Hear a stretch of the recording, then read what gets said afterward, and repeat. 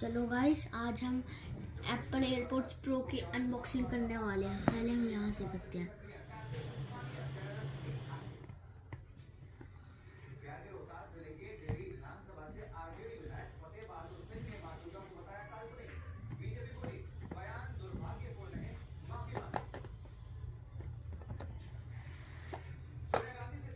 ये है हमारे एयरपोर्ट्स प्रो।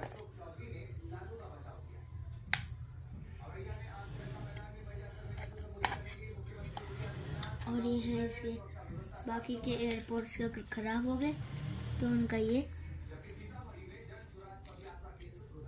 और क्या है इसके अंदर?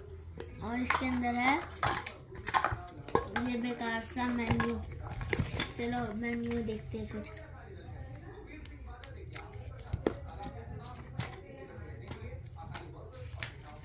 यहाँ पे कुछ स्टिकर्स वगैरह मिले।